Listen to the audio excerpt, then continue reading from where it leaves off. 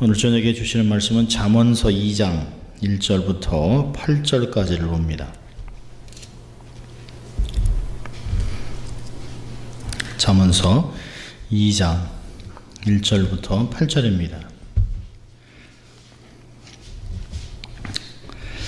내 아들아, 내가 만일 나의 말을 받으며 나의 계명을 내게 간직하며 내 귀를 지혜에 기울이며 내 마음을 명철에 두며 지식을 불러 구하며 명철 얻으려고 소리를 높이며 은을 구하는 것 같이 그것을 구하면 감추인 보배를 찾는 것 같이 그것을 찾으면 여호와 경외하기를 깨달으며 하나님을 알게 되리니 대저 여호와는 지혜를 주시며 지식과 명철을 그 입에서 내심이며 그는 정직한 자를 위하여 완전한 지혜를 예비하시며 행실이 온전한 자에게 방패가 되시나니 대저는 공평과 길을 보호하시며 그 성도들의 길을 보존하려 하심이니라. 아멘.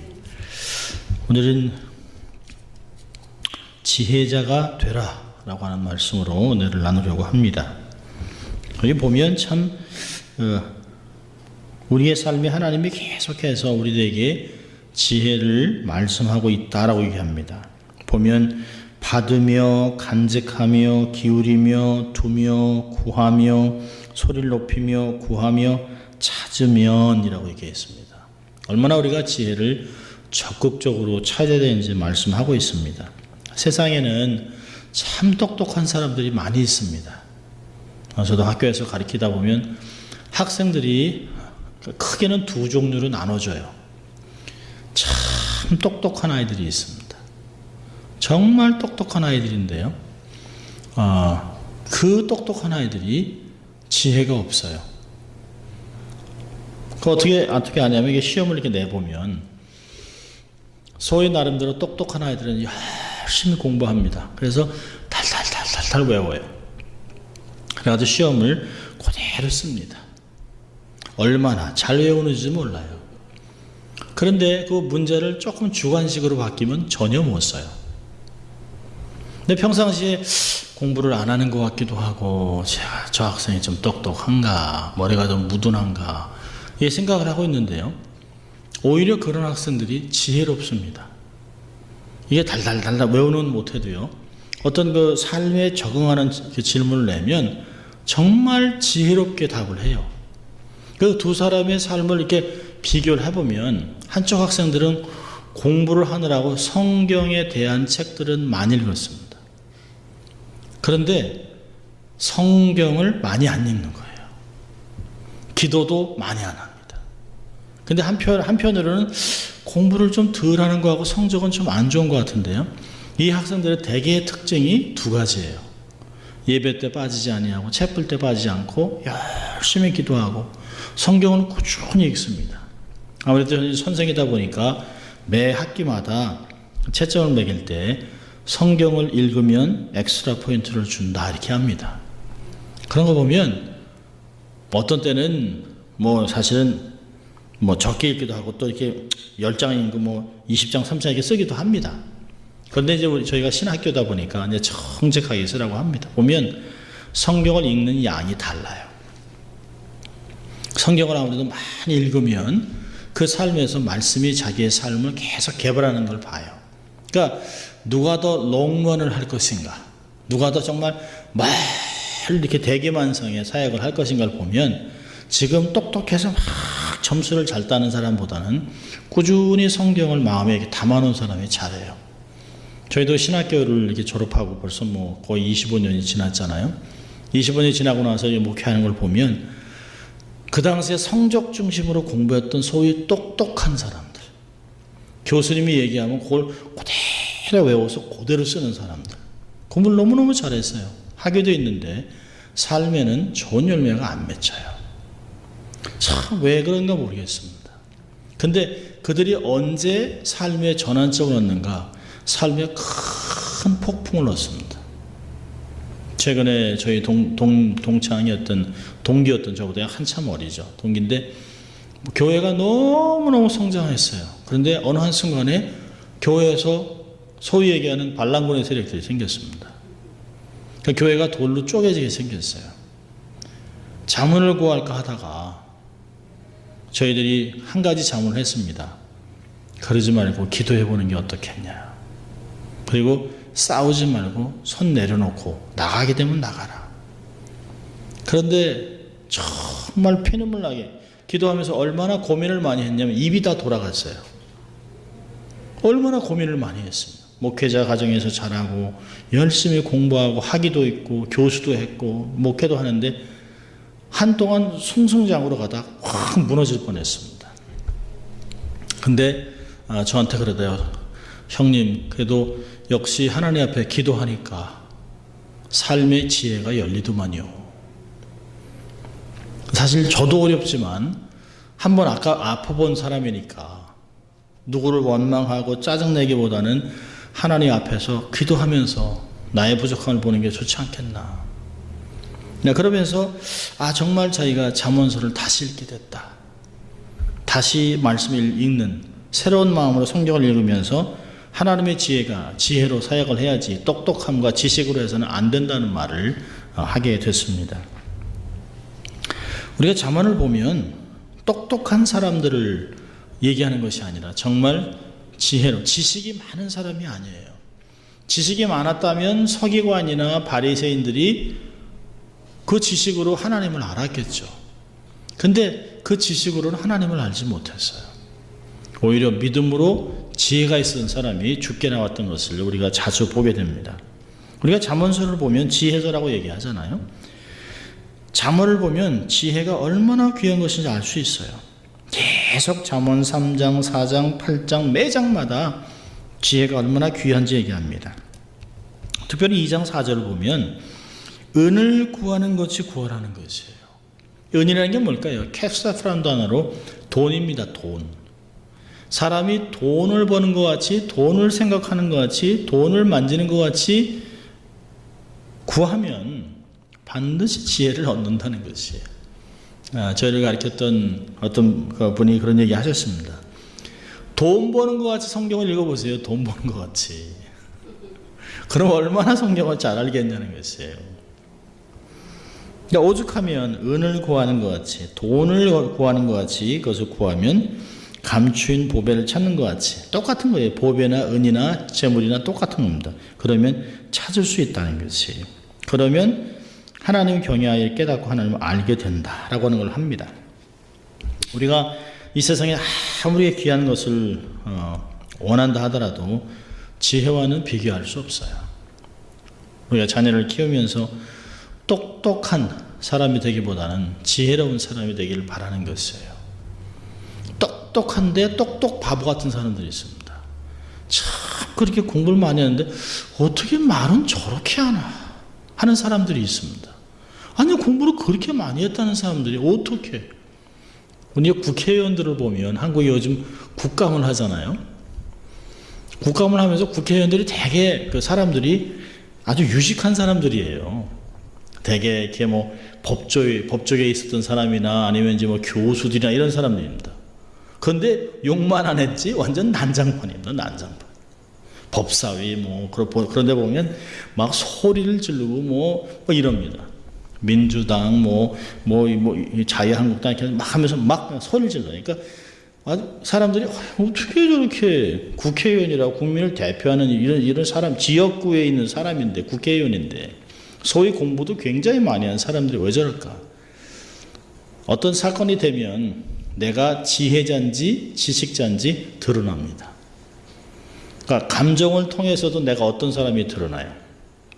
우리가 말하는 거 평상시에는 잘 포장을 하잖아요. 안녕하세요, 반갑습니다, 이렇게 점잖게 얘기합니다. 근데 우리 삶에 이렇게 돌이 탁 던져지면, 우리의 삶에 이렇게 탁 풍덩하고 이렇게 소리가 나면, 이게 번지면 우리의 삶에 있는 본성이 드러납니다. 근데 그때 내가 어떤 사람인지 알 수 있어요. 내가 부당하게 당한다고 생각할 때, 어려움을 당할 때 나의 본성이 나옵니다. 내가 정말 지식자인가 지혜자인가, 똑똑한 사람인가 지혜로운 사람인가가 드러납니다. 자, 오늘 성경을 보면 지혜가 가장 귀한 것이라고 말하면서요, 그래서 어떤 지혜가 정말 귀한 지혜일까요? 그래서 4가지 정도로 한번 생각을 해봤는데요. 첫째로는 하나님을 아는 지혜가 가장 좋은 것이에요. 세상에서 소위 그 삶을 통해서 얻는 삶의 지혜도 있습니다. 근데 성경에서 얘기하는 지혜는 그런 지혜를 얘기하는 것이 아니에요. 삶에서 어떤 경험을 통해서 얻어지는 지혜. 10살짜리보다는 30살짜리가 지혜롭죠. 근데 여기서 얘기하는 지혜는 노하우를 얘기합니다. 노하우를 얘기하는 게 아니에요. 성경은 내가 경험하지 않았지만, 내가 살면서 깊이 삶에서 경험하지 않았지만 하나님이 주시는 것을 얘기하는 것이에요. 하나님을 아는 지혜. 정말 아무리 똑똑한 유명한 박사라고 할지라도 하나님을 전혀 모르는 사람이 얼마나 많은지 몰라요.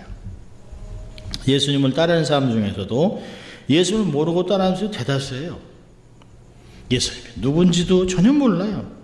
어떤 사람들은 예수님 따라다니면서도 너희는 나를 누구라고 하니까 세례요한이라고 합니다. 엘리야라고 합니다. 선지자 중에 하나라고 얘기합니다. 옆에서 거의 3년을 쫓아다닌 제자들도 그런 얘기를 해요. 근데 베드로는 정말 주는 그리스도여 살아계신 하나님의 아들이라고 고백합니다. 그랬더니 예수님이 너무 좋으셔서 바요나 시몬아 내가 복이 있도다 이를 내게 알게 하니는 혈육이 아니요 하늘에 계신 아버지다 라고 얘기합니다. 내가 안 것이 아니라 성령님이 도와주셔서 내가 알았다라고 얘기를 합니다.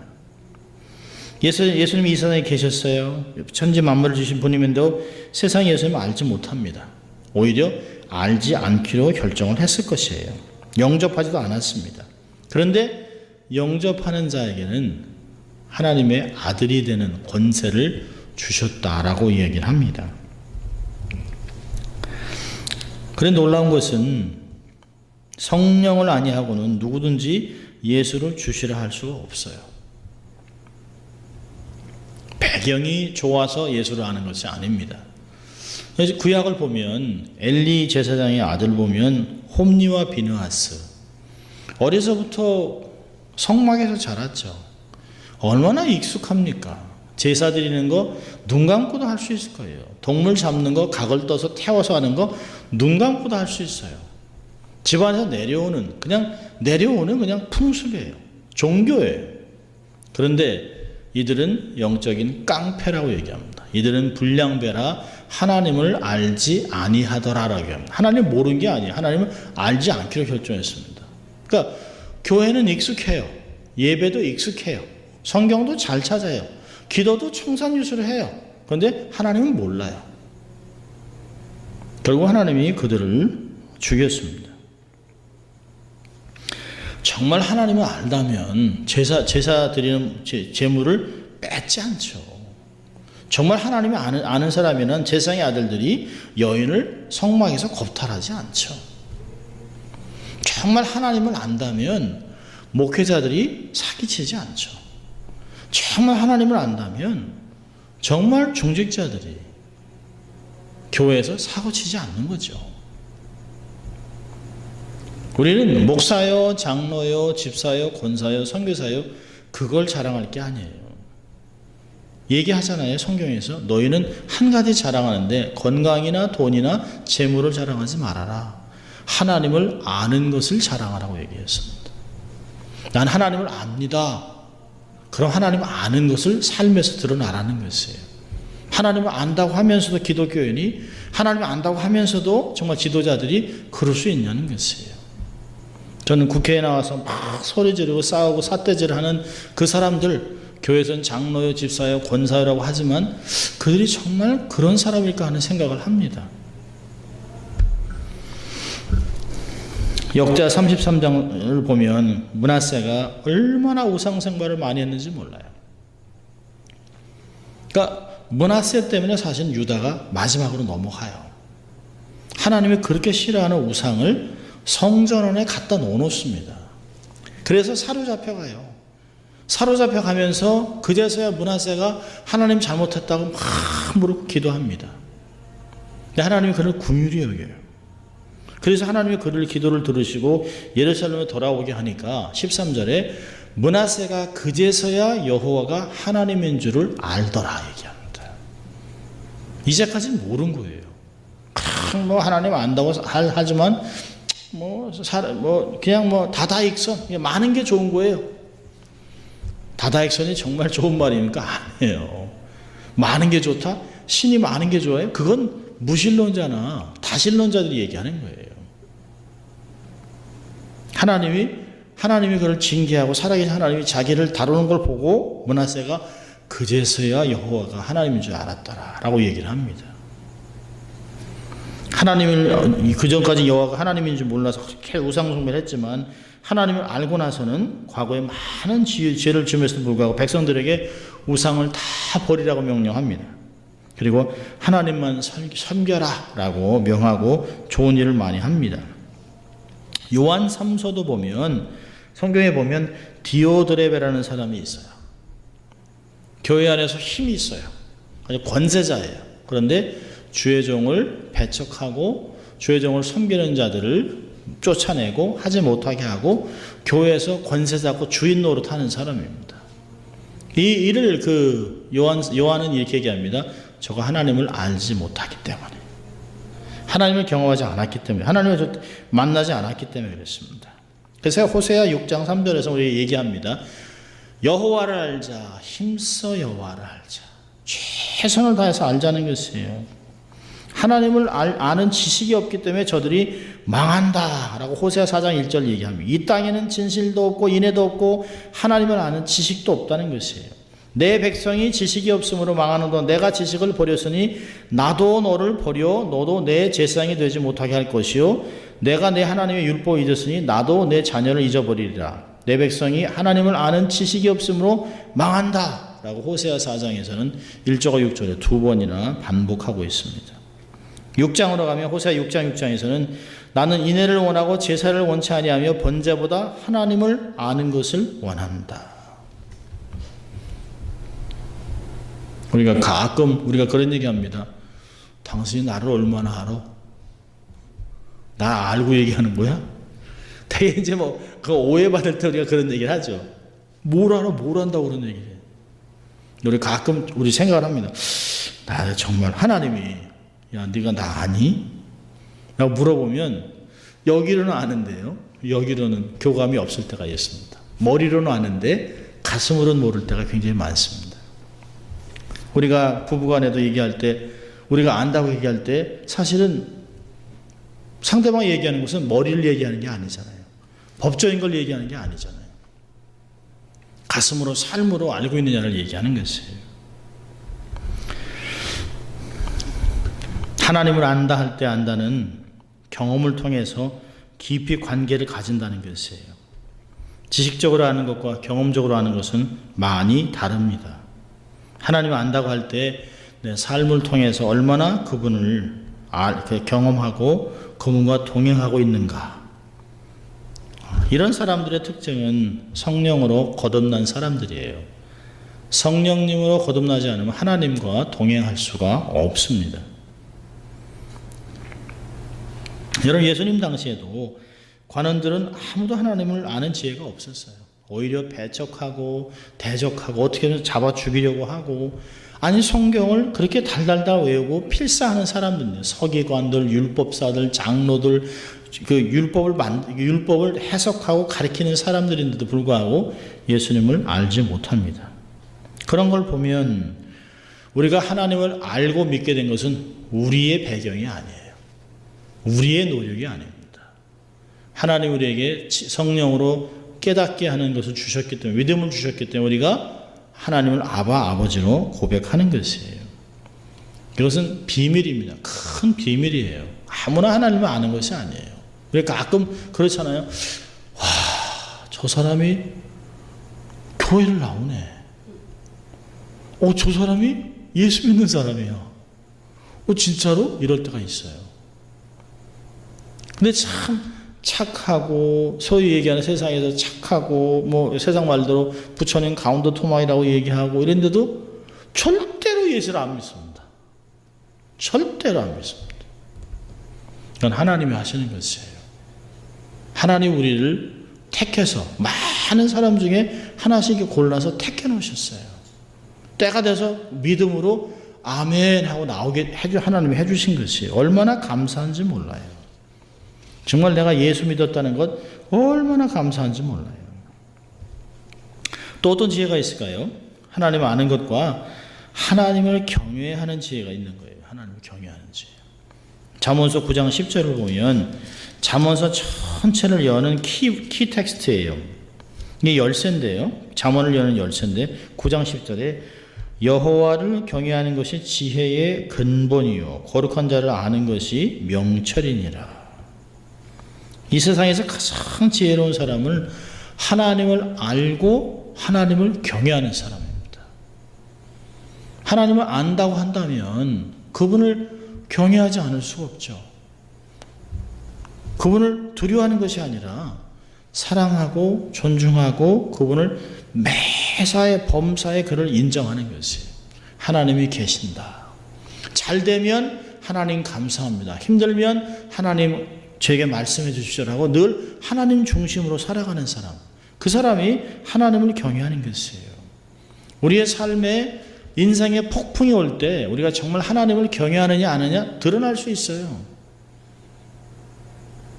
우리가 보면 뭐 화가 날 수도 있죠. 짜증이 날 수도 있죠. 근데 이게 반복돼서 계속 된다면 우리는 믿음이 없는 거예요. 다음 주는 제가 믿음에 있는가 너희를 돌아보라 라고 하는 말을 가지고 말씀을 나눌 거예요. 그래서 그 부분은 조금 줄이려고 합니다. 내가 정말 하나님을 경외하는 지혜가 있느냐라는 것이 얼마나 중요한지 몰라요. 하나님을 경외한다는 것이 얼마나 지혜롭고 얼마나 복된지 모릅니다. 성경에 보면 다니엘에 대해서요. 다니엘서 1장 20절에 그 지혜와 총명이 온 나라 박수와 술객보다 10배나 나온 줄을 왕이 알았다라고 얘기합니다. 보통 세상 사람들이 가진 지혜와 비교할 수 없는 지혜를 다니엘이 가졌다는 것을 왕이 알았습니다. 자기들의 있는 술객들보다 소위 재주도 많고 지식도 많고 뭐 마술도 하고 온갖 재주가 다 있는 이런 사람들이 상대가 안 되더라는 것이에요. 그러니까 안 거죠. 아, 너희들 안에 대단한 신이 있구나라는 걸 아는 거예요. 사람으로부터 얻은 게 아니라는 걸 느부갓네살 왕이 알았습니다.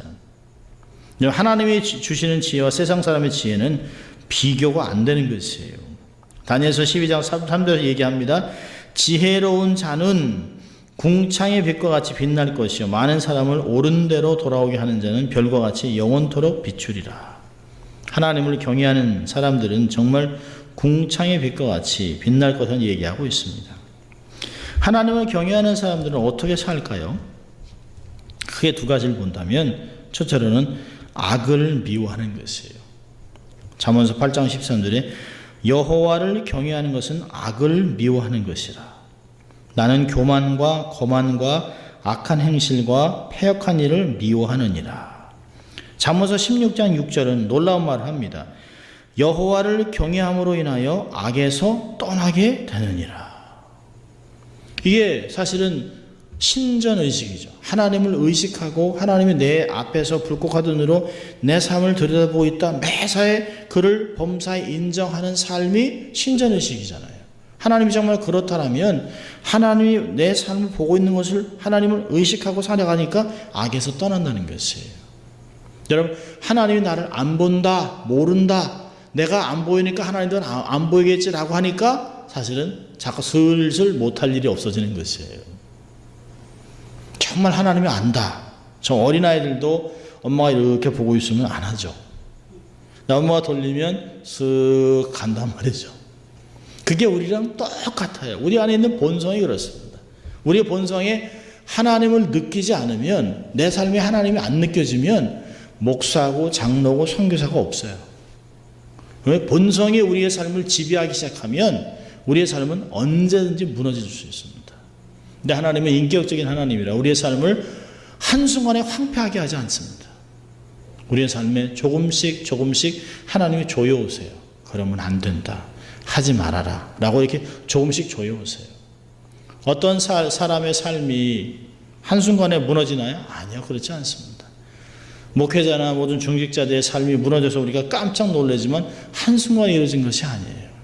오랫동안 하나님이 경고하셨어요. 여러분, 그 열왕기상을 보면, 열왕기상 3장에 보면 솔로몬이 하나님을 사랑하여 그에게 1,000번제를 드려요. 그리고 하나님께 기도합니다. 하나님이 내가 내게 무엇을 주랴? 그러니까 다른 걸 구하지 않아요. 하나님, 백성이 너무 많아서 하나님 내가 감당할 수 없는 지혜를 주시기를 소원합니다. 그러니까 하나님이 내가 구하지 않은 부와 명예까지 다 주겠다고 얘기를 합니다. 하나님을 얼마나 사랑했으면 그의 기도가 하나님 마음에 맞은지라 얼마나 기뻐했어요. 하나님이요. 그래 너를 위해 구하지 않고 내 백성들을 위해 다스리겠다고 그러면 네가 구하지 않은 모든 것도 주마라고 얘기를 해요. 그리고 하나님 앞에 성전을 짓기 위해서 애를 씁니다. 성전을 지어드려요. 그런데 9장 11장으로 넘어가기 시작하면 솔로몬이 나이가 들어 아내들을 굉장히 많이 얻습니다. 근데 이 아내들이 뭘 가져왔어요? 우상을 가져왔어요. 그래서 우상을 섬기는데 아주 그냥 솔로몬 시대는 우상 전시장이에요. 온갖 정략 결혼을 많이 했기 때문에 수도 없이 많은 만신전이 있었습니다. 그가 아버지 같지 아니하고 우상을 섬겼다라고 얘기를 해요. 근데 그 전에 하나님이 솔로몬을 찾아와 반복해서 하지 말라고 명령했다는 것이에요. 우리 한번 볼까요? 우리 열왕기상을 보면 열왕기상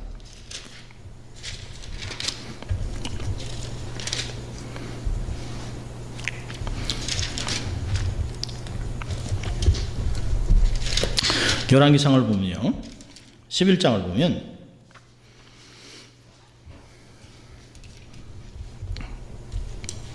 (11장) 3절부터 보면 이런 말이 있습니다. 왕은 후비가 700이요 빈장이 300이라 왕비들이 왕의 마음을 돌이켰더라.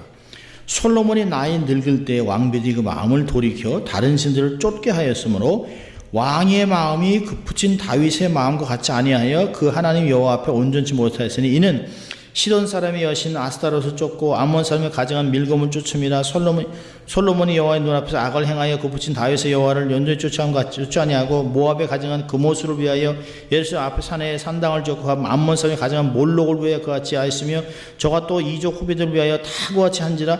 얼마나 많은 신들이 있었는지 몰라요. 저희가 자기의 신들에게 분향하며 제사하였더라. 솔로몬이 마음을 돌이켜 이스라엘 하나님 여호와를 떠남으로 여호와께서 저에게 진노하시니라. 여호와께서 일찍이 2번이나 저에게 나타나시고 일에 대하여 명하사 다른 신을 쫓지 말라 하였으나 저가 여호와의 명령을 지키지 않았다. 여러분 2번이라는 건 2번 얘기하는 거 아니에요. 반복해서 여러 번 오셨다는 것이에요. 우리의 삶 속에 하나님이 우리를 택하시고 하나님께서 오랜 세월 더 훈련하시고 우리의 삶을 지도를 삼아서 오랫동안 사용하기를 원하세요. 그런데 한 번의 실수 하나님이 사람이 죽이지 않습니다. 한 번의 사고로 끝내지 않아요. 하나님이 계속해서 반복해서 명령을 해요. 하지 말아라 하지 말아라. 근데 안 되면 하나님이 그의 삶을 세상에 이렇게 드러내놔요. 드러내서 수치를 당하게 해요. 한순간 이루어진 것이 아니에요. 저도 이렇게 상담을 하다 보면 정말 하루아침에 일어난 것이 아니에요. 오랫동안 스트럭을 하면서 어느 한순간에 크로스로드에서 길을 잘못 택해버린 거예요. 그것이 삶에서 익숙해지기 시작하는 것이에요. 그래서 양심의 화인을 맞고 하나님이 두려워지지 아니하고 악을 물 먹듯이 떡 먹듯이 행하는 것이에요. 그러다가 실족하는 것이에요. 여러분 하나님을 경외함으로는 악을 떠나는 것이에요. 하나님을 경외하지 않았으니까 악이 악인지 모르는 것이에요. 성경에서 가장 악한 게 뭘까요? 아모스에 보니까 악을 선하다 하고 선을 악하다고 하는 것이에요. 분명히 얘기하잖아요. 여호와를 경외하는 것이 악을 미워하는 것이에요. 하나님이 전해서 악이다 그럼 악인 것이에요. 하나님이 선인데 우리가 볼 때 아니다 그건 아니라는 것이에요. 선과 악은 하나님이 갈라놓으셨어요. 하나님이 태초에 그 모든 만물을 창조하시고 보기에 좋았다라고 하셨잖아요. 보기에 좋았다라고 하는 것은 하나님의 기준입니다. 그런데 그 기준을 자기 마음대로 설정한 사람이 누구예요? 하와예요.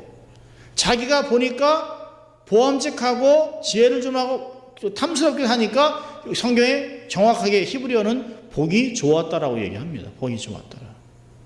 하나님의 기준이 아닌 내 기준으로 좋았다는 것이에요. 기억하세요. 여호와를 경외하는 것은 하나님이 악을 악이라고 얘기하는 것이에요. 하나님이 미워하는 건 미워하기를 결정하는 것이에요. 하나님이 위하는 걸 미워하고 하나님을 경외하는 사람은 그런 사람이 하나님을 사랑하고 하나님이 원하시는 것들을 감당한다는 것이에요. 악이라고 하는 것은 하나님 말씀대로 살지 않는 모든 것이 악입니다. 하나님이 미워하는 것을 나도 미워하면 하나님이 얼마나 좋아하시겠어요. 하나님 말씀대로 순종하고 살면 하나님이 원하시는 기준을 딱 세우고 그것을 따라가면 하나님이 들어가도 복을 받고 나가도 복을 받겠다고 말씀하셨어요. 신명기 28장의 1절부터 14절까지 하나님이 온갖 복을 주겠다고 얘기했습니다. 시편 34편 7절에는 여호와의 사자가 주를 경외한 자를 둘러 진을 치시고 저희를 건지시는도다. 천사들이 우리를 보호하신다는 것이에요. 얼마나 놀랍습니까? 환난이 막 다가왔는데 어려움이 막 당하고 막 폭풍이 치는데 막 사람들은 갈 바를 몰라요. 요즘 같은 자고 일어나면 산불입니다. 자고 일어나면. 소노마 카운티, 그 다음에 이 밑에 또 윌슨 마운틴 또 터졌죠. 다이아몬드가 또 불났죠. 57번 길 막히죠. 91번 막히죠. 그냥 산불이 그냥 여기저기 막 나고 있어요. 환난이 올 때 하나님이 그를 다 보호하신다는 것이에요. 얼마나 감사한지 몰라요.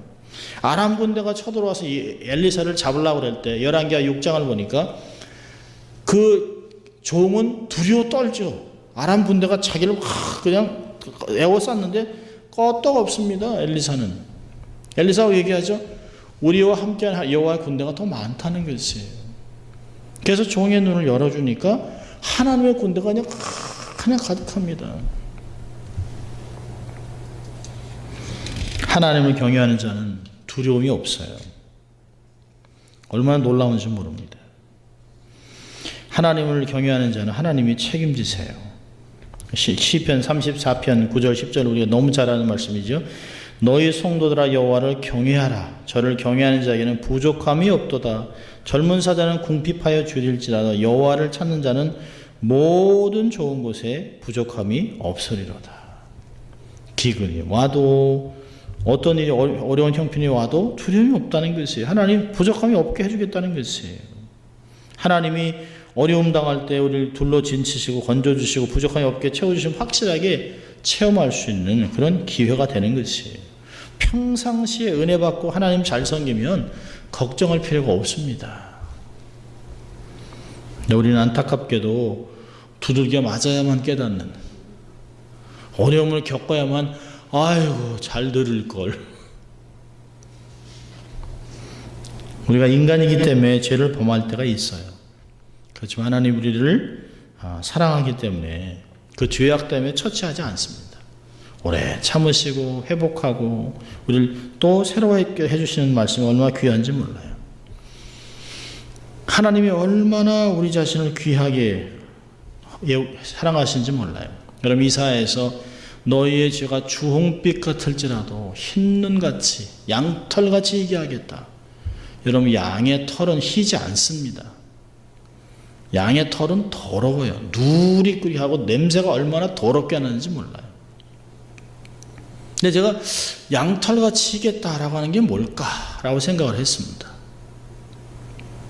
근데요, 제가 책을 읽으면서 왜 양털같이, 양의 털이 언제 hil까?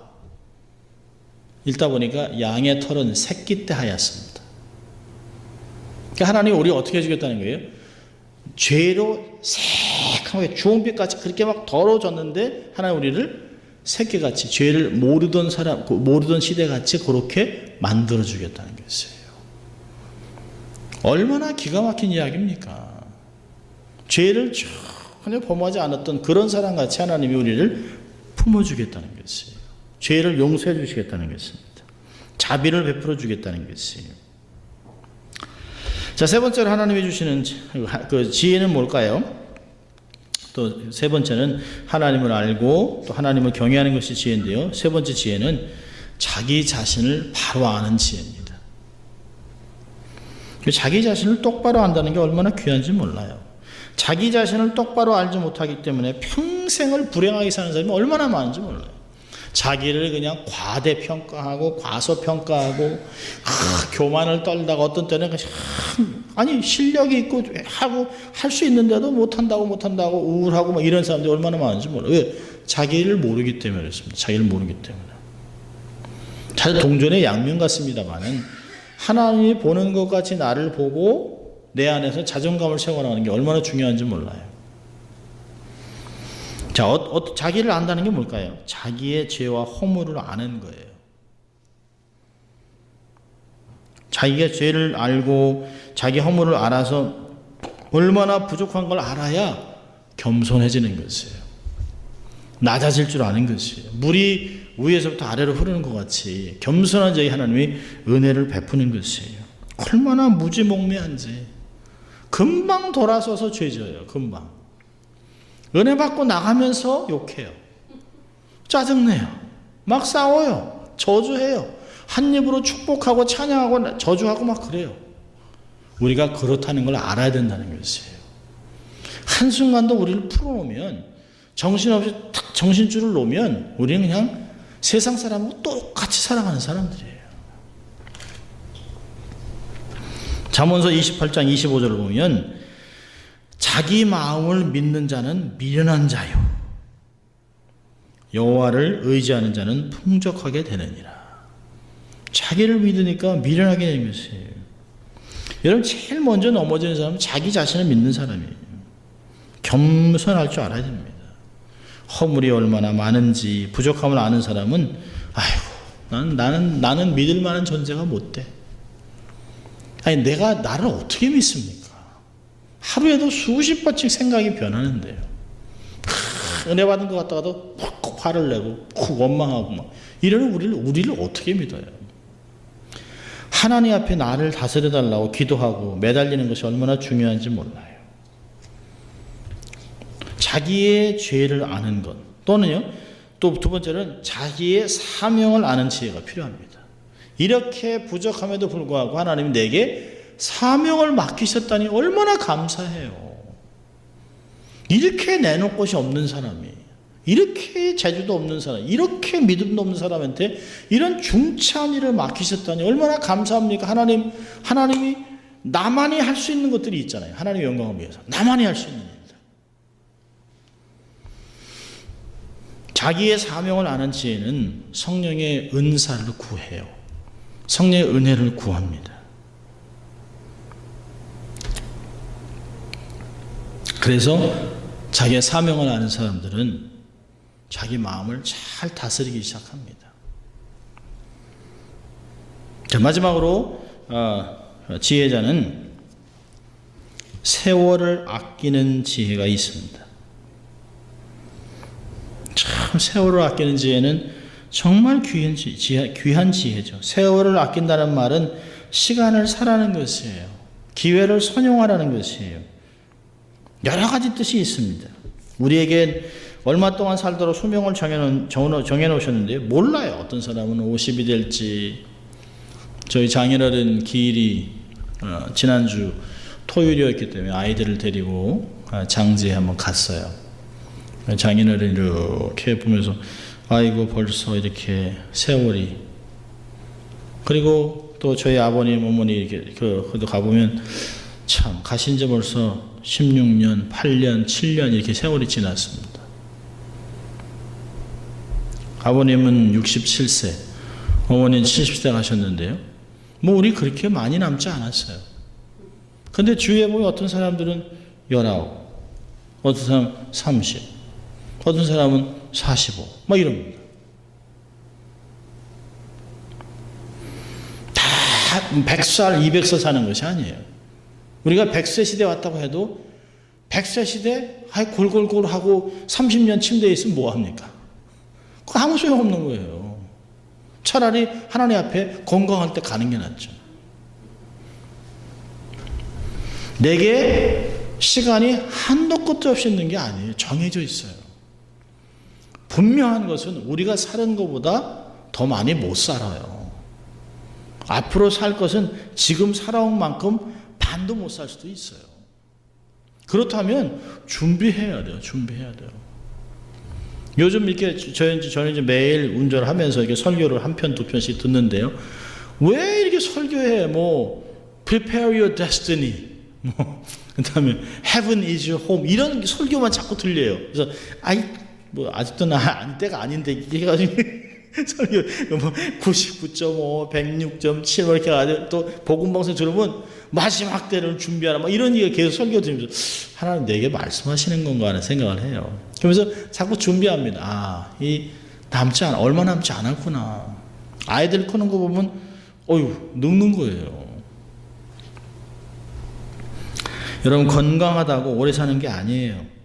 건강한 사람도 어떤 방법으로 죽습니다. 정해놓은 시간에 사람은 살아가요. 시간이 없으면 아무것도 할 수 없어요. 시간이 내게 남아있다는 것은 기회가 남아있다는 거예요. 기회가. 어떤 기회가요? 하나님을 영화롭게 할 기회가 남았다는 것이죠. 이 땅에 내가 해야 될 일이 아직도 남아있다는 것이에요. 하나님, 내가 아직도 그걸 못 깨닫다면 하나님, 제게 아직도 남은 하나님께 돌릴 영광이 뭔지 알려주세요. 이런 게 필요합니다. 세월을 이게 참 내 수명을 세워볼 수 있는 지혜를 달라고 그러잖아요. 하나님, 건강한 72월, 인생 70, 건강한 80인데 하나님, 나의 수를 계수할 지혜를 달라는 것이에요. 하나님이 정해준 시간을 살아갑니다. 아직도 우리가 정말 행복하게 살 수 있는 기회, 하나님께 영광 돌릴 수 있는 기회, 여러 가지가 있을 것이에요. 공부할 수 있는 기회, 아직도 있어요. 기회가 있어요. 시간 자체가 일종의 자본입니다. 자본. 돈만 잘 벌면 되는 게 아니라 시간도 잘 벌어야 돼요. 시간도. 그런데 이 시간이라는 것은 쓰든지 안 쓰든지 지나가 버리는 것이에요. 그래서 우리가 후회하잖아요. 그때 젊을 때 할 걸. 그때 시간 있을 때 할 걸. 여러분, 세월을 아끼는 지혜는 공격적으로 살 필요가 있어요. 적극적으로 살아야 될 필요가 있습니다. 낭비해서는 안 돼요. 절대로 시간은 돌아오지 않습니다. 시간은 금이에요. 제일 낭비는 시간 낭비입니다. 시간 낭비. 하나님께 주신 시간은 막 지나갑니다. 시간은 한정되어 있어요. 점점 빨리 지나가죠. 눈 깜빡하면 하루, 일주일, 그냥 가끔 그래요. 우리 목사님끼리 만나면. 아니, 또, 이렇게 눈 뜨면 주일이야. 그런다. 눈 뜨면 주일이라는 우리 목회자님 설교해야 된다 이거예요. 설교해야 된다. 설교 들어가면 얼마나 좋겠어요. 설교를 해야 되니까. 죽을 쓰지 않고 한 주간 살아온 힘든 교인들에게 정말 말씀의 은혜를 나눠야 되니까 얼마나 부담스러워요. 얼마나. 그러니까 제일 피곤한 날이 주일 저녁이에요. 다 쏟아붓고 그리고 어떻게 했나 듣기도 하면서 돌아보는 것이에요. 막 기진맥진해져요. 어떤 때는.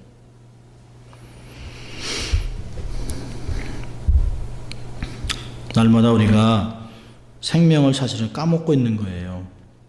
허송세월하면 안 돼요. 에베소 5장 16절에 있습니다. 세월을 아끼라 때가 악하니라. 정말 악해요. 말세 중에 말세입니다. 한국의 중학생 고등학생들의 에이즈 환자율이 무지 높습니다. 충격이에요. 세상이 이렇게 악할 줄 모르겠어요. 여러분 아시잖아요. 캘리포니아에서 이제 남성, 여성, 중성이 있어요. 이제 제리 브라운이 사인을 했습니다. 이제 법적으로 회사에서 남성입니까 여성입니까 못 물어보게 되어 있어요. 캘리포니아가 마리화나가 합법화되어 있잖아요. 원하는 건 다 얻을 수 있어요. 세상이 우리가 생각하는 그 정도 악한 정도가 아니에요. 상상을 초월합니다. 상상을. 우리 권사님이 사시던 때 우리가 살던 때, 우리 자녀이 사는 때하고는 천지. 갑절로 나빠져요. 갑절로 악해집니다. 하나님 오시잖아요. 해결이 안 돼요. 세월을 아끼는 지혜는 뭘까요? 미래를 준비하는 지혜예요. 미래를 준비하는 지혜. 뭘 할지 아는 게 뭘 할지. 하나님은 준비된 자에게 축복하고 준비된 자에게 기회를 주세요. 주님이 오셨을 때 양식을 나눠주는 자에게 복이 있다 이렇게 했습니다. 복음을 나누는 자가 복이 있는 거예요. 주를 위해 한 생명으로 살리는 일에 복이 있는 것이에요. 선교사로 나가지 못하면 선교사로 보내는 사역을 해야 되는 것이에요. 항상 믿음으로 미래를 준비하고 지금 기회가 없지만 준비해 놓은 사람 하나님이 사용하세요. 그리고 기회를 주실 것이에요. 그러면 그때 주를 위해 살아가는 것이에요. 정말 세월을 아끼면서 정말 하나님 이 세월을 주를 위해 살아갈 수 있게 도와주세요. 하나님 어떤 영광을 어떻게 돌릴지 알려주세요. 내가 시간과 물질과 건강과 모든 걸 투자해서 하나님 사역을 하겠습니다. 이런 마음들이 필요하다는 것이에요. 그럼 하나님이 그 지혜자들에게 기회를 주실 것입니다. 정말 한 주간을 살아가면서 똑똑한 사람이 아닌 하나님을 경외하고 하나님을 알고 자신을 잘 알고 세월을 아끼는 지혜자가 될 수 있기를 주의 이름으로 축원합니다. 기도하겠습니다. 하나님 아버지 감사합니다. 오늘도 저희들을 부르셔서 정말 하나님 앞에 지혜자가 되도록 권면하신 주님 감사합니다. 하나님 세상에 살아가지만 세상 사람들과 다른 하나님을 경외하는 자가 되게 하시고 하나님을 경험하고 하나님을 높여드리고 겸손하게 하나님의 일을 감당하는 저희들 될 수 있도록 축복하여 주시옵소서. 감사하고 예수님 이름으로 기도합니다. 아멘. 우리 함께 말씀을 생각하면서 우리 함께 기도합니다. 우리 개인의 믿음의 성장을 위해서 함께